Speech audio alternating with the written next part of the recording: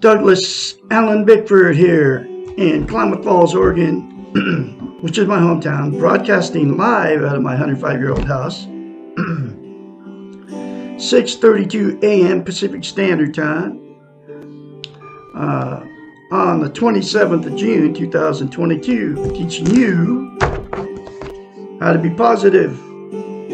And the first step to being positive in your life towards yourself and others is to attain and maintain self-esteem. And that comes out of a book right here. Things falling apart. That's how much I used it. Okay.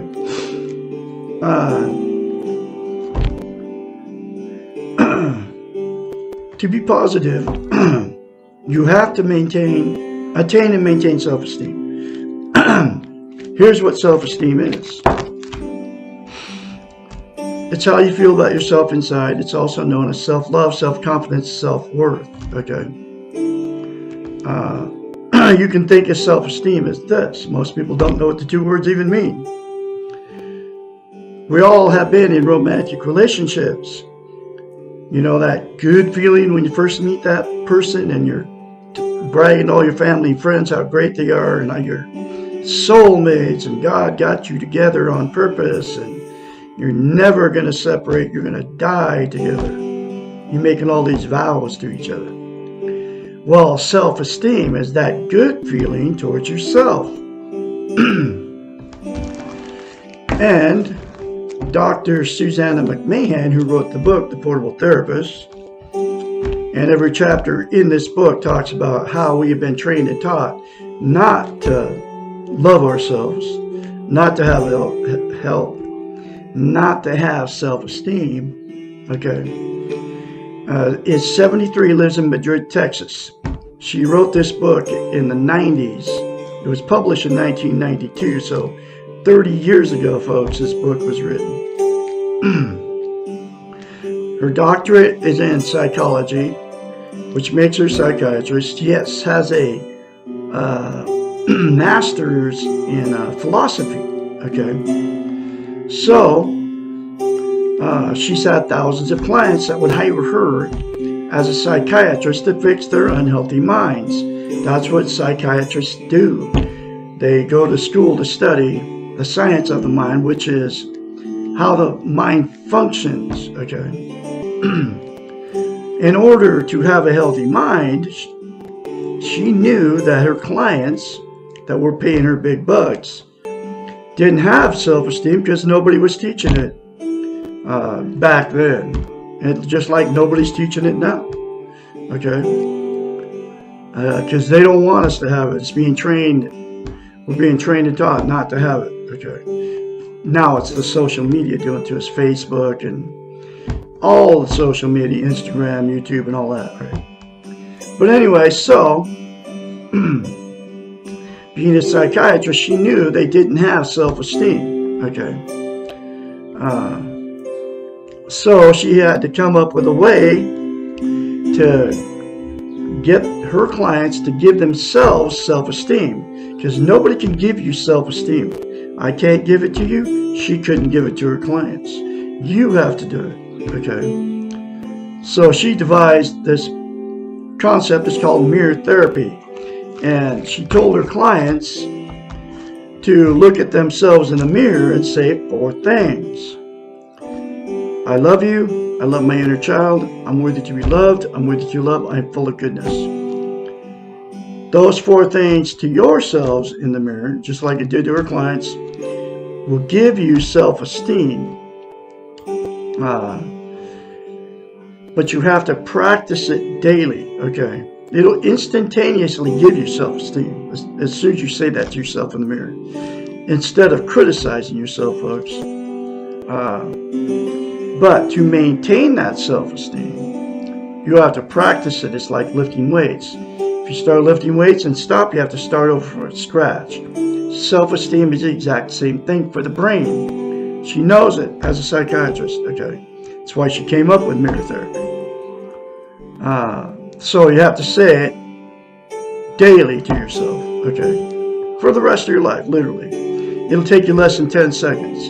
I love Douglas Allen Bickford. I love my inner child. I'm worthy to be loved. I'm worthy to love. I'm full of goodness. Okay. And the reason she came up with mirror therapy as a psychiatrist, a psychological event happens in our brain. You being in front of the mirror, she knew it as a psychiatrist, knows it. We cannot lie to ourselves in the mirror. Okay. So that's why when you get in front of the mirror, whether it's in the morning or whenever you get in front of the mirror, we're all in front of the mirror every day. Most of us, you can very easily criticize yourself. That's because that's how you feel about yourself, and you're not lying to yourself in the mirror when you think or say something bad about yourself when you're in front of the mirror. You can't say 4 good things to yourself in the mirror, which I just told you to do, because you can't lie to yourself in the mirror because you don't feel that way about yourself. So, the very first time you do it, folks, you'll have to force yourself to do it. Trust me, it'll seem very strange and awkward the very first time you do it. I mean, it feels weird. It feels so weird you don't want to do it. But force yourself beyond that feeling. And the more you say it, the more you feel it, and the more you believe it. You have no idea what you're missing by not having self-esteem. Most people don't have self-esteem because nobody's teaching it. Except for Douglas Allen Bickford here in Klamath Falls, Oregon. Okay. That's why the words, 2 words, self-esteem. Nobody ever talks about those 2 words, right? It's like a taboo subject. You bring up the word self-esteem and people are like, what are you talking about that for? You know, it's like, boom, they want to do that to you when you start talking about self-esteem. And they don't even know what the 2 words even mean. Okay. And then if you tell them to say I love you in the mirror, which I've done, they think you're on drugs or something. Okay.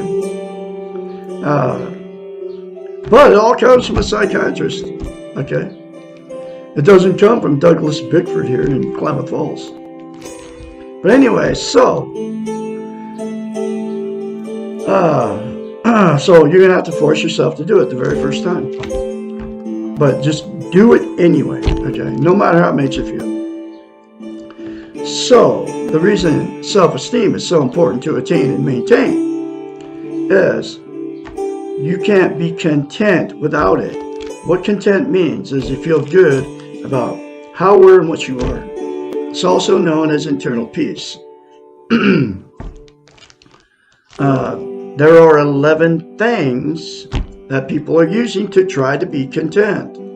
And they are Facebook, drugs, alcohol, sex, television, food, gambling, religion, another person, material possessions, or money. 11 things. Those 11 things are outside of yourself. They will make you content temporarily, but that content feeling always goes away. Okay.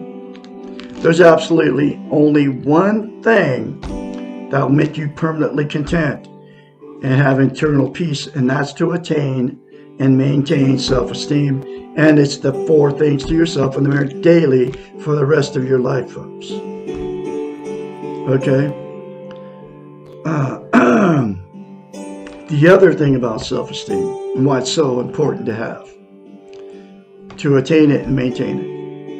You can't love without it. You can't be loved. So what happens in romantic relationships, whether you marry them or don't marry them, you'll attract somebody without it. Because you'll attract somebody that doesn't love themselves just like you, because both of you are need the other person to make yourself feel good, feel loved. Okay. And so then what happens after that good feeling goes away? We've all had that good feeling, right? When you first meet people, right? After that good feeling goes away and you move in and all the everyday stuff starts happening, and you see each other's imperfections and faults, and the fights and the arguments start. You think you're out of love. You were never in love in the first place. You can't love or be loved without self-esteem. The fights and arguments start. The cheating, the drug and alcohol use, the going to all your family and friends, telling each person doing the same thing, telling everybody how terrible these people are to you. I mean, I've done all this stuff, okay? And then because of that relationship, and you have too, you have to get honest, okay? And then because of the toxic relationship became toxic, you'll divorce or separate, right? Even though you've tried therapy and, all that stuff, you'll still divorce and separate because nothing will fix it, okay? With two people with no self-esteem that are in a toxic relationship. Except for attaining and maintaining self-esteem. But anyway, so divorce or separate, and then those same two people will go jump in another relationship, and the exact same thing will happen. That's why I've been married 4 times. It's why I've had many failed relationships. It's why you've been married more than once. And it's why you have had many failed relationships. Because you got in a relationship without self-esteem. Okay? The next thing that will happen, the two got together with no self-esteem, they'll stay in that toxic relationship forever. Okay? Even though all the abuse and both know it's a bad relationship, and they stay in it because they don't want to be failures. They're codependent upon each other for whatever reason it is. Can't be alone. Don't want to be an embarrassment to all their family and friends and church members. And they're afraid to leave. So they'll stay in it for years. Okay.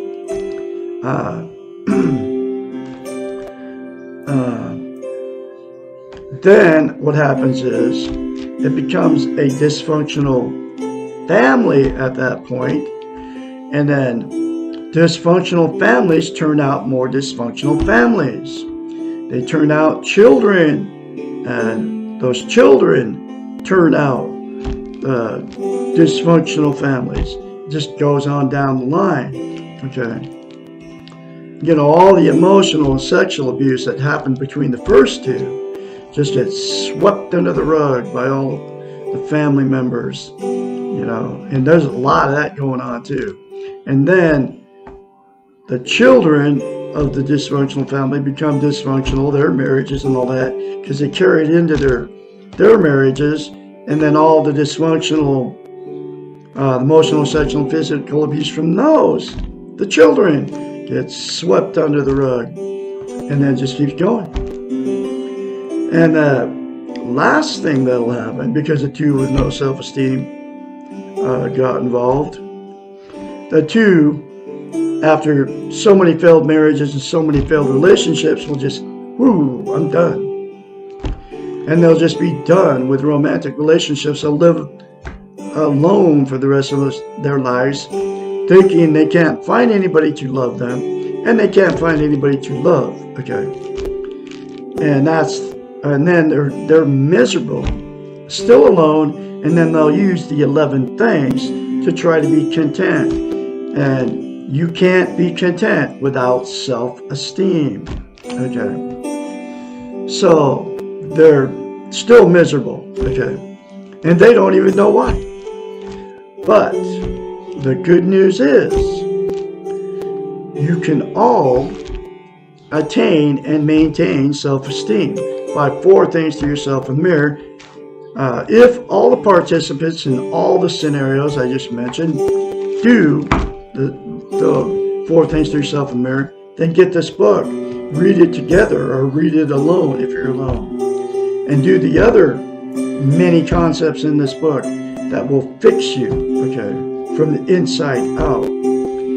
If you're in a toxic relationship, if both parties did 4 things to themselves in the mirror, it'll fix that toxic relationship and went through this book together. Or if you're all alone and you went through this book by yourself, you'll learn how to love yourself, then you'll have inner peace you won't need to be in a relationship anymore to make yourself feel good. Or use those other 10 things to try to make yourself be happy, right? Be content. And then if you're in a toxic relationship and the other person doesn't want change, then the person that goes through this book and says 4 things to themselves in the mirror will get the courage and the power to remove themselves from that toxic relationship. Okay? So, that's all the things that will happen. Okay? Now, I am going through this book one lesson at a time. Here's the next lesson. And teaching you how to be positive. Because you can all get it.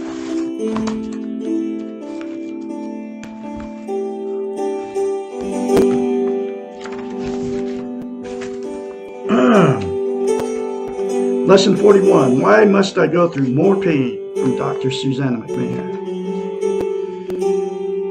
Change is painful. Any new learning involves some pain. Relearning involves even more.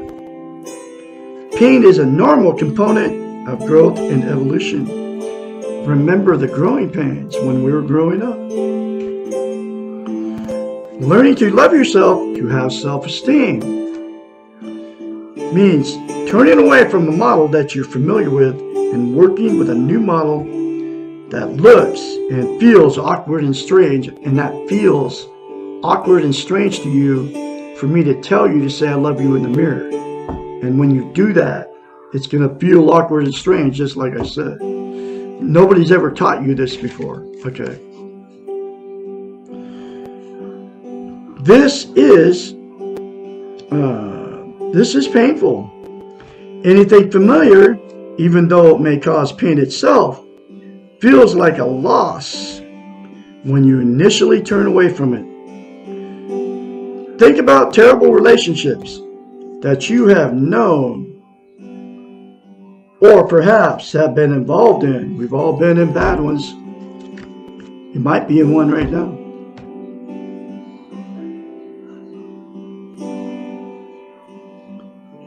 Often, the only reason that people give for staying in destructive relationship is that it is familiar, comfortably uncomfortable. Somehow the unknown, merely by virtue of being unfamiliar, is more frightening than the pain-filled known. This may seem a little crazy, but it occurs frequently. Our Western model, here's that training, has taught us not to take emotional risk and to set our goals and to achieve them, or we are failures. This leaves us choosing to experience terrible pain rather than to admit being a failure. That's why you won't leave that toxic relationship. You don't want to be a failure because you've been trained all wrong, folks. Unable to meet the preset goals like making a bad relationship work. Wow. The truth about pain is we have to go through it no matter what. No matter what we do.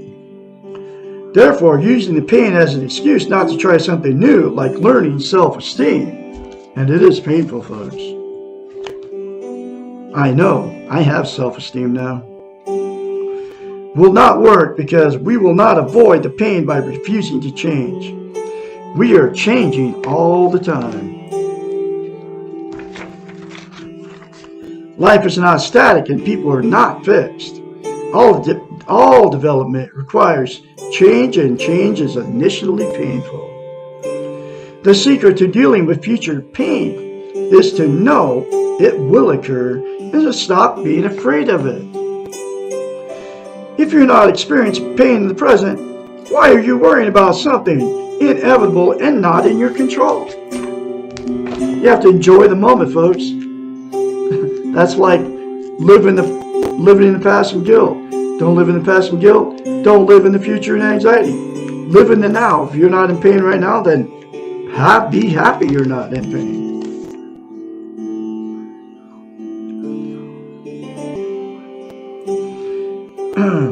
If you are not experiencing pain in the present, why are you worrying about it? Something inedible not in your control. Rejoice in the fact that you are currently pain-free and trust yourself that you will be able to deal with your future pain when it occurs.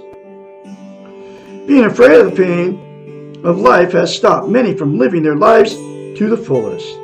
If you are one of the fearful ones, think about the definition of courage. Courage means to be afraid and do it anyway. If you're not afraid while you are doing something, then you're not being courageous. It takes more guts to go out and live when you are afraid of pain of life than it does to live without fear.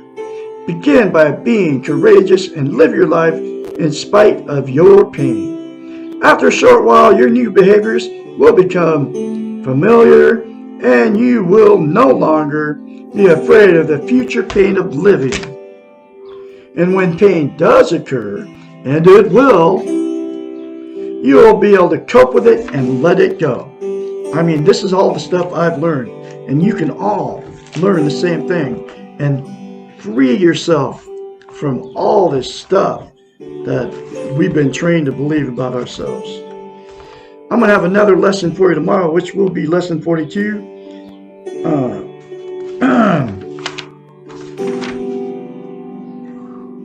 Actually, lesson 43. I have been doing this all my life. Why change now?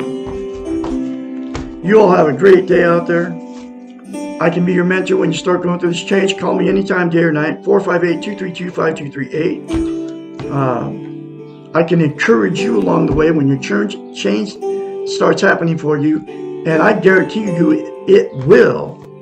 If you say 4 things to yourself in the mirror daily without fail, starting today, folks, man, you will be positive towards yourself, and you will be positive towards others, and you will be positive towards your life. And then you will be free not to use drugs, alcohol, Facebook, drugs, alcohol, sex, television, religion, food, gambling, material possessions, people or money to make yourself feel good anymore, because you'll have it from inside of you. I promise you. I'll be talking to you tomorrow.